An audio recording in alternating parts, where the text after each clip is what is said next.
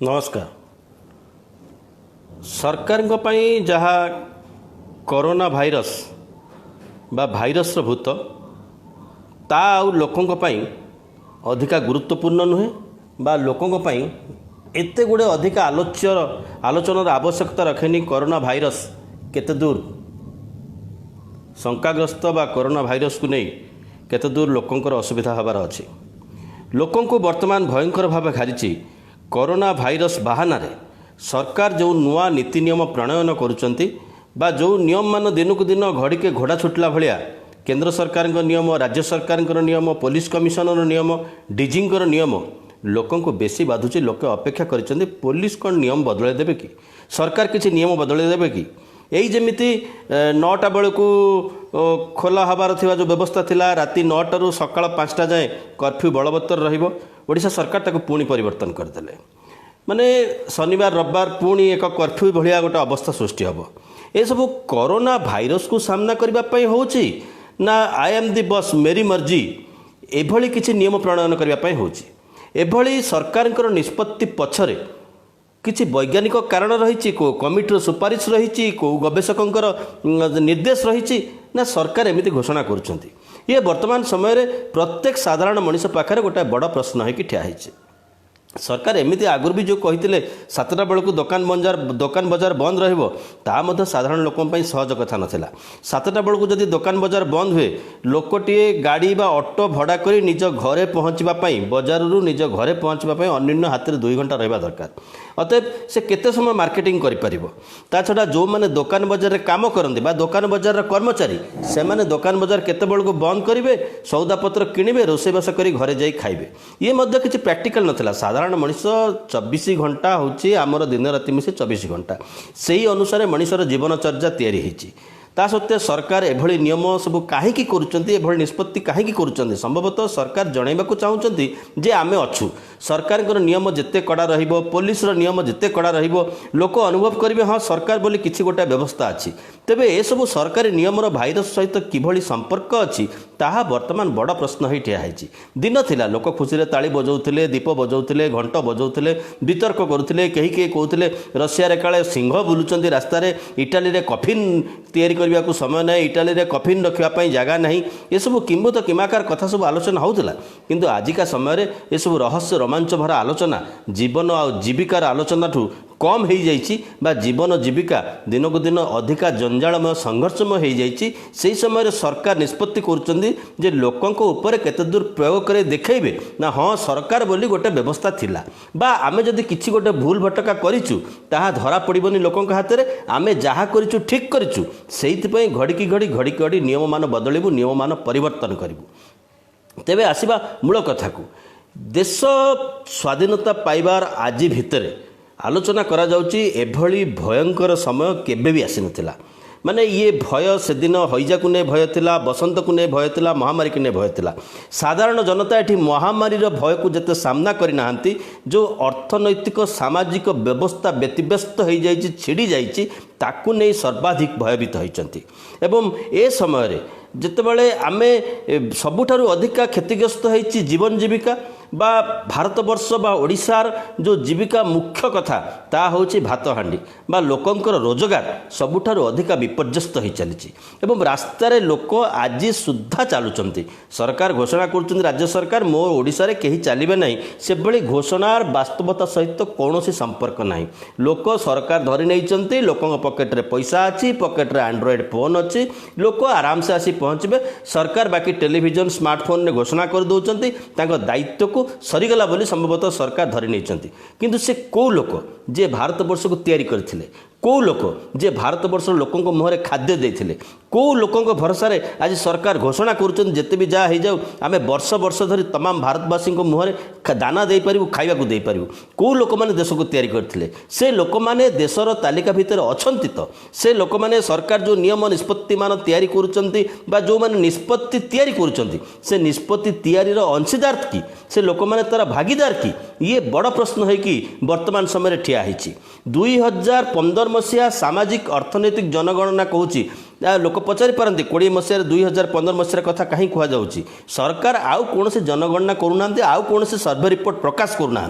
तेबे आमे शेष 2015 मसीहा सामाजिक अर्थनैतिक जनगणना रिपोर्ट को जीवा ये रिपोर्ट अनुसार आम राज्य ओडिशा रे 187 भाग परिवार रुहंती गाँव में एमानक मध्यरु 54 भाग लोकों पाखे जमी नहीं जो मानक आम भाग चाषी बोली कहू से संख्या हूँ 100 चाषी 54 87 परिवार गाँव में रुहंती से चाष कार्य करती भितर 54 भाग लोक अच्छे जो मान हाथ में जमी ना 57 लाख परिवार जो मैंने कि खटिले खाती एवं काम नथिले जो मानकर आधार होची पानी बा जलाहारी बोली जहाँ कहुए मोट हिसाब रे 86% समस्त जी लोक चाष उपर निर्भर करती भितर 86 भाग लोक होती क्षुद्र नाममात्र चाषी भाग चाषी किए साग नहीं बजार को जाए किए परिवा नहीं बजार को जाए चाष सहित यही भाव में संपृक्त जमी की जावा दरकार ना एभली भाव में लोक रही 86 भाग लोक ओडिशा रे एमानक भितर 46,61,000 परिवार पाखे चाल नहीं कि चुली नहीं यही माने जानती काम करने किंतु यही माने देशर अर्थनीति की तैयारी करती देशर अर्थनीति की समृद्ध करती जो मानक भोकाल फॉर लोकाल बोली मोदी कही से माने तालिका भितर अछंती कि नाहांती से कथा आमे जाननु मोदी मध्य कही नाहांती।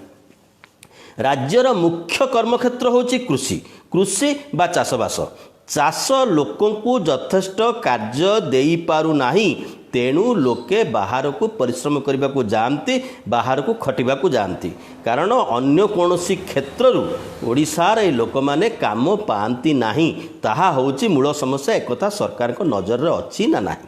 तबे वर्तमान कथा उठुची केते लोक बाहर को काम करने को जाउछन ए तथ्य तो वर्तमान आवश्यकता अच्छी सरकार तो लोक जनइबा कथा बा जानिबा कथा जानिथिले भी जनइबा तो कथा किंतु सरकारी आकलन कहूँ 12 लाख लोक बाहर को जाते कार्य अन्वेषण में किंतु बेसरकारी भाव में एमानक संख्या 20 लाख बोली कहुच्छी। तेबे चाष सहित साधारण लोकर रोजगार किभली संपृक्त ता जानिबा गोटे छोटिया उदाहरण टी दि जाए धान किलोकर दाम 14 टंका पानी लीटर दाम 20 टंका जी धान तैयारी करे सी लोक अलगा जी पानी तैयारी करे से लोक पानी तो सरकार तैयारी करते किंतु पानी की आनी जे बटलिंग करे से लोक हूँ अलगा जी पानी की बटलिंग करे सी निष्पत्ति करे धान किलो केते हब जहाँ हूँ असल बा मूल समस्या।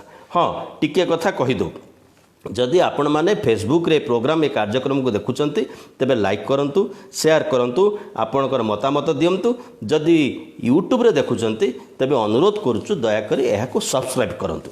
एबे आसीबा असल विषय को प्रथमे लोक को बुझाई दिगला सारा विश्व में आतंक गोटे खेल देती कोरोना गोटे किभली भाव में लोकंर मेंटल साइकोलॉजी को एमाने ग्रास करिसेंती कहुच्छी 100 वर्ष भितर एभली समस्या केबे आसी नथिला। अतएव जो धराबंधा स्ट्रक्चर मान थिला जो धराबंधा फ्रेम मान थिला ताकू बदलैया पई सरकार किभली योजना करिसेंती ए छोटिया कथर जना जाय पारे। प्रथमे लोक को बुझाई दिगला सारा विश्व में कोरोना गोटे आतंक खेल देती से सरकारी गणमाध्यम प्रचार तंत्र सामाजिक गणमाध्यम ये समस्ते मिलमिशिकी काम कले से जहाँ दिहरे ये कोरोना चरिबो से ताको खाइजिबो माने एभली एक विचारधारा को प्रचार करागला।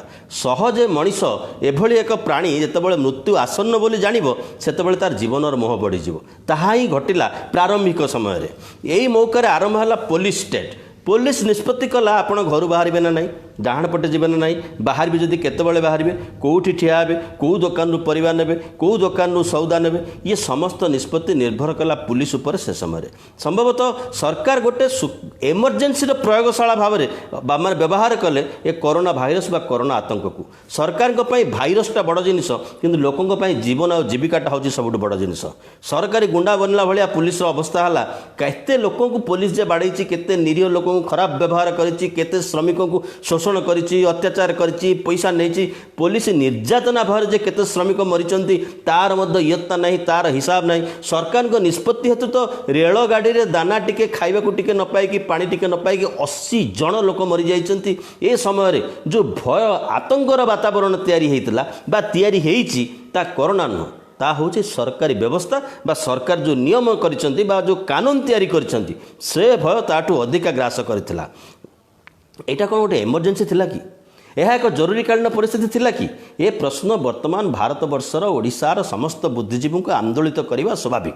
कारण वर्तमान मध्य सरकार अपेक्षा करूना पुनः निष्पत्ति नौकरी पुनः निष्पत्ति दाबी दौरान 5टा बेलू आपन को 7टा बेलू घरे प्रवेश करा पड़ो 9टा नुहे शनिवार रविवार आम कर्फ्यू प्रयोग करूँ ये सब निष्पत्तिर आवश्यकता कौन अच्छी पुलिस स्टेट्र किसी प्रयोग चली कि एमरजेंसी अवस्था तैयारी कि ये प्रश्न उठा तो स्वाभाविक। कारण ये जो सरकार जो नियम कर पुलिस जो घोषणा करुच्ची युक्तियुक्त कारण तो किसी ना जहाँ जिते करने कथा है अनुदान साहाय्य सी जहाँ आसला प्रथम रहा घरोई व्यवस्था सरकारी व्यवस्था कथा ये प्रश्न उठुना कि कहीं एक कथा कहीं प्रश्न उठे पारे ना कारण आगे ठिया महान दुश्मन सी हूँ कोरोना 4.5 कोटी ओडिशावासी भितर 6 मुंड खाईदेला कोरोना माने 4.5 कोटी ओडिशावासी एथिरे 6 जनक मृत्यु होती ये कोरोना पाई ये हूँ कोरोना दुश्मन कथा।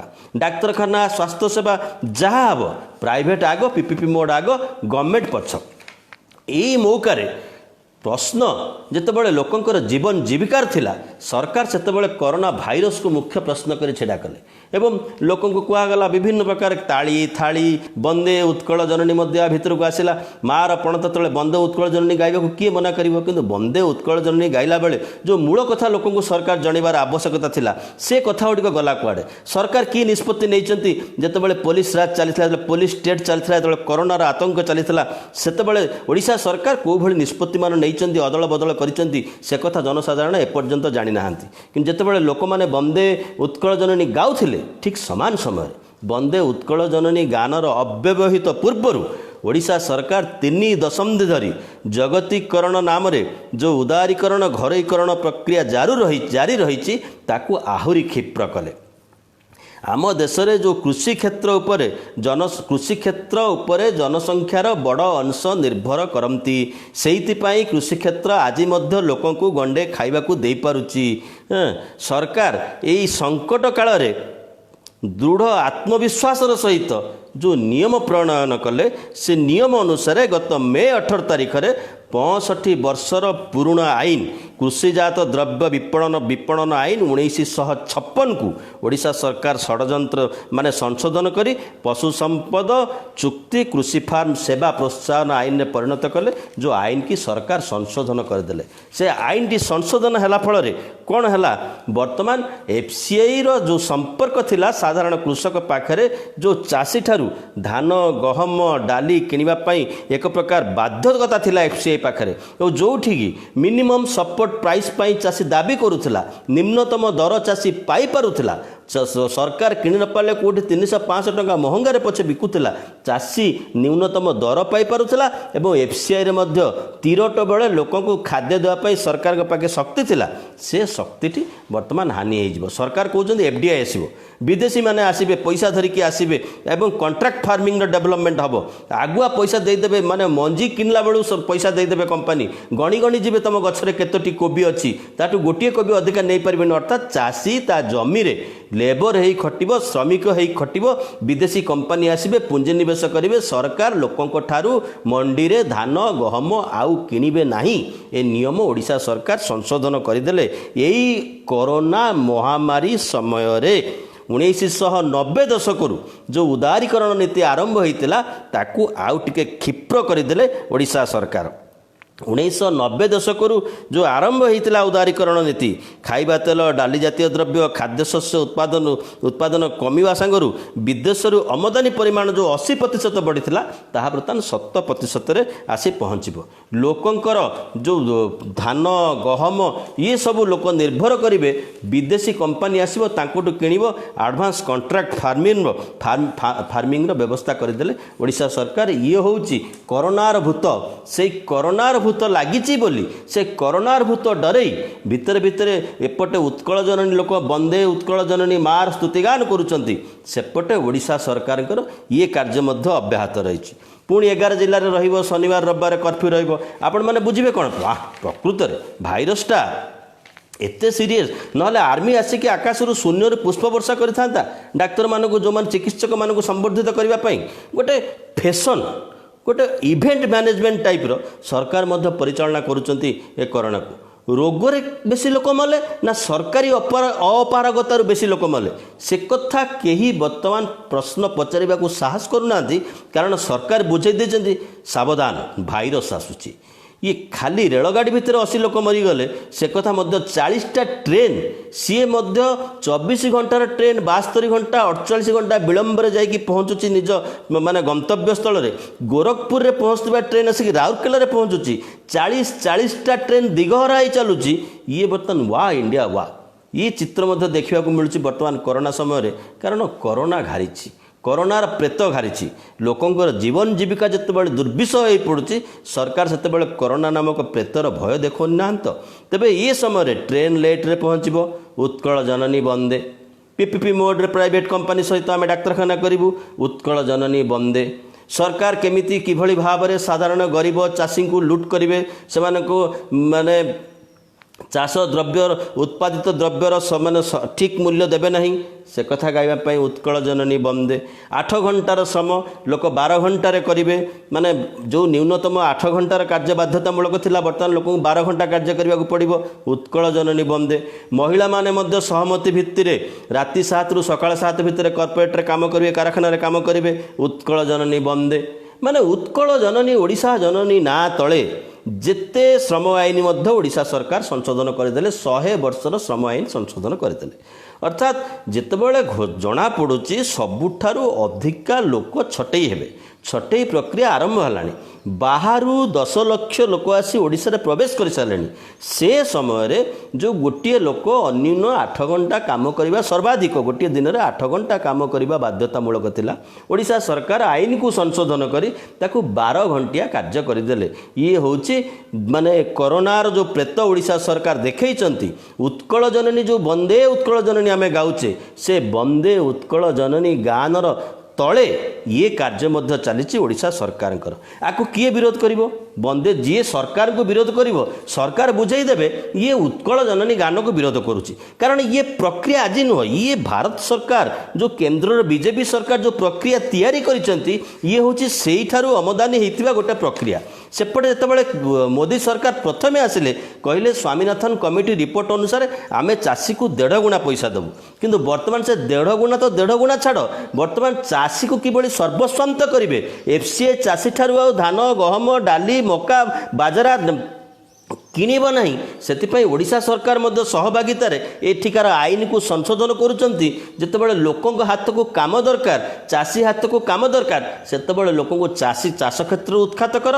ଏବଂ ଓଡ଼ିଶାରୁ ଯେଉଁ ଲୋକମାନେ ପଳେଇ ଆସିଛନ୍ତି ମା ପାଖକୁ, ମା କୋଳକୁ, ଉତ୍କଳ ଜନନୀ କୋଳକୁ, ସେମାନେ କିଭଳି ତୁରନ୍ତ ଓଡ଼ିଶାରୁ ଫେରିଯିବେ। କାରଣ ଏଠି କାମ କଲେ 12 ଘଣ୍ଟାରେ ଯେତିକି ପଇସା ପାଇବ, ବରଂ ବାହାରେ କେଉଁଠି କାମ କଲେ 8 ଘଣ୍ଟାରେ ସେତିକି ପଇସା ପାଇବ ବା ତାଠୁ ଅଧିକା ପଇସା ପାଇବ। ଶ୍ରମ ଆଇନ ତାଙ୍କ ପାଇଁ ରହିଛି, ସୁରକ୍ଷିତ ଆଇନ ରହିଛି, ସାମାଜିକ ସୁରକ୍ଷା ରହିଛି। ତେବେ ଅତଏବ ସେମାନେ ଉତ୍କଳ ଜନନୀ କୋଳରୁ କିଭଳି ଫେରିଯାଆନ୍ତୁ, ସେ କଥା ନିଷ୍ପତ୍ତି କରୁଛନ୍ତି ସରକାର। କିନ୍ତୁ ଏପଟେ ସାବଧାନ ହେଇ ଠିଆ କରି 5ଟା ବେଳେ ଗାନ ହେଉଛି ବନ୍ଦେ ଉତ୍କଳ ଜନନୀ ଚାରୁ ହାସ୍ୟମୟୀ ଚାରୁ ଲାସ୍ୟମୟୀ ଜନନୀ ଚାରୁ ଭାସ୍ୟମୟୀ ଜନନୀ ଜନନୀ ଜନନୀ। କେବଳ ଜନନୀ ଜନନୀ ଗାଇଲେ କ'ଣ ମାନେ, ବନ୍ଦେ ଉତ୍କଳ ଜନନୀ କହିଲେ ଉତ୍କଳ ମାର ଯେଉଁ ସନ୍ତାନ, ଉତ୍କଳ ମାର ଯେଉଁ ସନ୍ତତି, ଯଦି ସେଇ ତା ମା ଆଖିରୁ ଲୁହ ଝରିବ, ଏପଟେ ଚାଷୀ ଆଖିରୁ ଲୁହ ଝରିବ, ସେପଟେ ଶ୍ରମିକ ଆଖିରୁ ଲୁହ ଝରିବ, ତେବେ ଇଏ କେଉଁ ପ୍ରକାର ବନ୍ଦେ ଉତ୍କଳ ଜନନୀ ଗାନ? ଇଏ ହେଉଛି ବର୍ତ୍ତମାନ ସମୟରେ ବଡ଼ କଥା। ସେପଟେ ଶ୍ରମ ଆଇନରେ କେବଳ 8 ଘଣ୍ଟା 12 ଘଣ୍ଟାର କାର୍ଯ୍ୟକ୍ଷେତ୍ର ନୁହଁ, ଏଣିକି 50 ଜଣରୁ କମ୍ ଲୋକ କାମ କରୁଥିବା କ୍ଷେତ୍ରରେ କାରଖାନା ଆଇନ କାର୍ଯ୍ୟକାରୀ ହେବ ନାହିଁ। ଆଗରୁ ବିନା ବିଦ୍ୟୁତ୍ ଶକ୍ତି ଥିବା ଉଦ୍ୟୋଗରେ 20 ଜଣ ଲୋକ ଯେଉଁଠି କାମ କରୁଥିଲେ, ସେଠି ଫ୍ୟାକ୍ଟ୍ରି ଆକ୍ଟ କାମ ବା କାରଖାନା ଆଇନ କାମ ଦେଉଥିଲା। ଯେଉଁଠି ବିଦ୍ୟୁତ୍ ଶକ୍ତି ଥିବା କାରଖାନାରେ 10 ଲୋକ କାମ କରୁଥିଲେ, ସେଠି କାରଖାନାର ଆଇନ କାମ ଦେଉଥିଲା। ଏଣିକି ମାଲିକର ମର୍ଜି, ସେ ଯାହା ଚାହିଁବ ତାହା କରିବ। 8 ଘଣ୍ଟାର କାମ 12 ଘଣ୍ଟାରେ କରିବାକୁ ପଡ଼ିବ। ଲେବର ଇନ୍ସପେକ୍ଟର ରାଜ ରହିବ ନାହିଁ। ଏବଂ ସାଧାରଣ ଓଡ଼ିଆ ଲୋକେ, ମୁଖ୍ୟ ଧାରାର ଓଡ଼ିଆ ଲୋକେ, ଗରିବ ଗୁରୁବା ଓଡ଼ିଆ ଲୋକେ ଯେଉଁମାନେ କାମ କରିବାକୁ ବାହାରକୁ ଯାଆନ୍ତି, ସେମାନେ ଆଉ ନିର୍ଭର କରିପାରିବେ ନାହିଁ। ଯେଉଁମାନେ ଏଠି କାର୍ଯ୍ୟ କରୁଥିଲେ, ସେମାନଙ୍କ ଅବସ୍ଥା ମଧ୍ୟ ଘାଇଲା। ସେତେବେଳେ ଓଡ଼ିଶା ସରକାରଙ୍କ ଚାଷୀ ପ୍ରତି, ଚାଷ ପ୍ରତି ଯେଉଁ ବୈମାତୃକ ବିଚାରଧାରା, ସେ କଥା ବିଚାର କରିବାକୁ ପଡ଼ିବ। କେବଳ ବନ୍ଦେ ଉତ୍କଳ ଜନନୀ ସ୍ୱରରେ ସ୍ତବ୍ଧ ହୋଇଗଲେ ଚଳିବ ନାହିଁ। ବନ୍ଦେ ଉତ୍କଳ ଜନନୀ ଏଭଳି ଏକ ପ୍ରଭାବଶାଳୀ ଗାନ, ତାକୁ ଯିଏ ଶୁଣିବ, ଯଦି ଓଡ଼ିଆ ଭାଷା ବୁଝିଥିବ, ନିଶ୍ଚିତ ଭାବରେ ସ୍ତମ୍ଭୀଭୂତ ହେବ। କିନ୍ତୁ ସେ ସ୍ତମ୍ଭୀଭୂତ ହେବା ଭିତରେ ମାର ନାଁ କହି ଯେତେବେଳେ ସ୍ତମ୍ଭୀଭୂତ କରାଯାଉଛି, ମାର ପଣତ ତଳେ କେଉଁ ଭଳିଆ କାର୍ଯ୍ୟ ଓଡ଼ିଶା ସରକାର କରୁଛନ୍ତି, ଇଏ ଆଜି ନୁହଁ। ଅତୀତରେ ଛତିଶଗଡ଼ର କଲମା ସହିତ 6ଟି ଜାଗାରେ ମହାନଦୀର ଉପର ମୁଣ୍ଡରେ ବନ୍ଧ ବନ୍ଧା ହେଲା।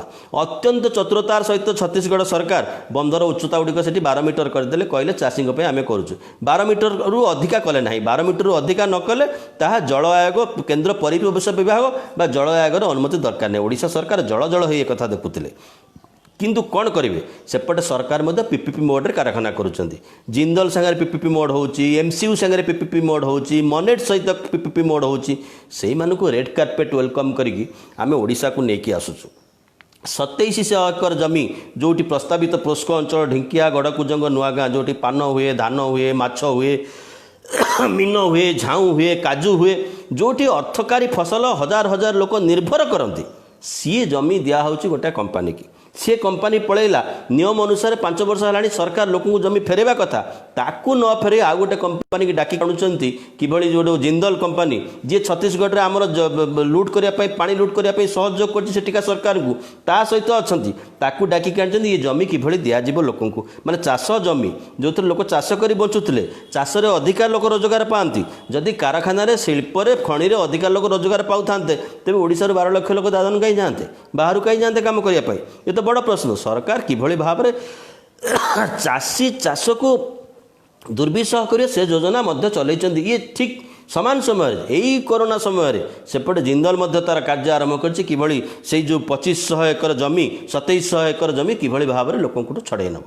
4500 ଏକର ଜମି ତ ଆମେ ଅନ୍ୟ ଏପିସୋଡ଼ରେ ଆଲୋଚନା କରିଛୁ, କିଭଳି ଭାବରେ ବେଦାନ୍ତକୁ ଦିଆହେଇଛି କାରଖାନା, ଏ ଯେଉଁ ୟୁନିଭର୍ସିଟି ନାଁରେ, ବେଦାନ୍ତ ବିଶ୍ୱବିଦ୍ୟାଳୟ ନାଁରେ ଜଗନ୍ନାଥଙ୍କର ଅମୃତମଣି, ମୁଖ୍ୟ ସମ୍ପତ୍ତି ଅମୃତମଣି ସମ୍ପତ୍ତି ତା ଭିତରେ ଅଛି, ଜମି ତା ଭିତରେ ଅଛି। କିଭଳି ଭାବରେ ସେ ଲୋକଙ୍କର ଅର୍ଥକାରୀ ଫସଲ ଜମି ଦିଆହେଇଛି। କିନ୍ତୁ ବନ୍ଦେ ଉତ୍କଳ ଜନନୀର ସ୍ୱର ତଳେ, ବନ୍ଦେ ଉତ୍କଳ ଜନନୀର ଶବ୍ଦ ତଳେ, କରୋନାର ଆତଙ୍କ ତଳେ ସାଧାରଣ ଲୋକର, ଚାଷୀର, ଶ୍ରମିକର ଯେଉଁ ରକ୍ତ, ଯେଉଁ ବଞ୍ଚିବାର ଶୈଳୀ, ଯେଉଁ ତରିକା, ତାକୁ କିଭଳି ଲୁଣ୍ଠନ କରାହେଉଛି ସେ କଥା ମଧ୍ୟ ଲକ୍ଷ୍ୟ କରିବାର ଅଛି। ବିରୋଧୀ ଦଳ ସମ୍ଭବତଃ ଟିକେ ନୀରବ ହୋଇଯାଇଛନ୍ତି, କାହିଁକି ଆମେ ବୁଝାପଡ଼ୁନି। ଲମ୍ବା ସମୟ ଧରି ନୀରବତା।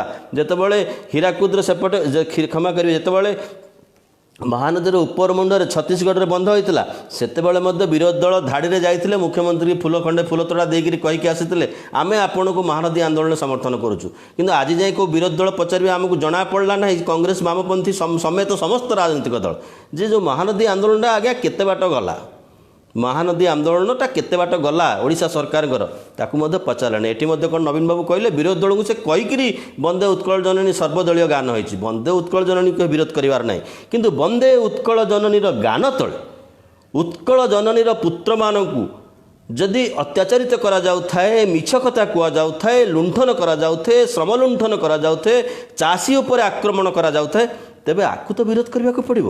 এই করোনা আতঙ্ক যেতবে দেখাইছেন ওড়িশা সরকার সমান সময় ঘরোই গোটে পটে এপটে গোটে সর্কুলার জারি করেছেন ঘরোই স্কুলে যে পিলা মানে পাঠ পড়ুচ্ছেন সে 3 মাসর ফি কোহল করা যাও বলি ঘরোই স্কুলକୁ সর্কুলার জারি করেছেন।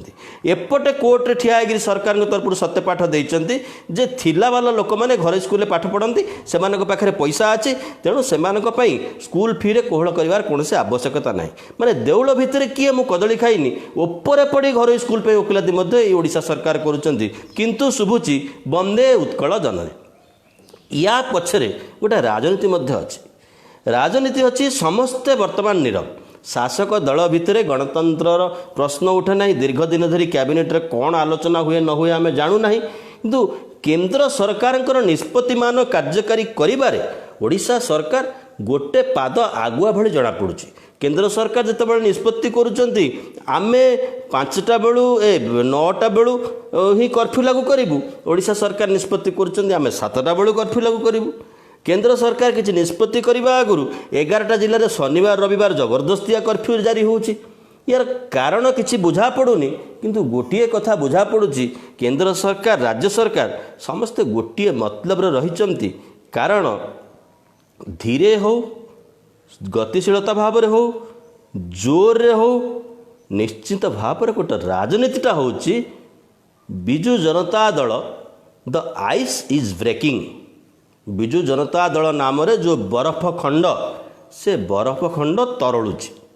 बरफ खंड पानी होची आकु बिजु जनता दल देखुची आकु बिजु जनता दलर विधायक मैंने देखुं नेतृत्व मैंने देखुं से दल में कर्मी केते अच्छे आम जानू से गणतंत्र कौन दि जाइए अधिकार से कथा आम जाना से देखुं एपटे भारतीय जनता पार्टी विरोधी दल देखुची the ice is melting Biju Janata Dal ना बरफटी तरलुची शीघ्र तरल कि विलंबर तरल जेबे भी तरल सेबे राजनीति आउ एक पक्ष नब ओडिशार राजनीति आउ एक मोड़ नब से समय खଣି पानी जंगल जमी को अख्तियार करने ओडिशार यही संपद को अख्तियार करने जो आवश्यकता अच्छी ओडिशार बाकी रहिले ओडिशार लोकबल ओडिशार सर्वसाधारण ओडिशार जनसाधारण तांकु किभली सस्ता श्रमिक करिकी तांको पाखरे समर्पण करदेबु ये जो मानसिकता रही ए मानसिकतार उभय बीजेडी बीजेपी एक ही काम करुचंती बाहाना देखा देछि कोरोना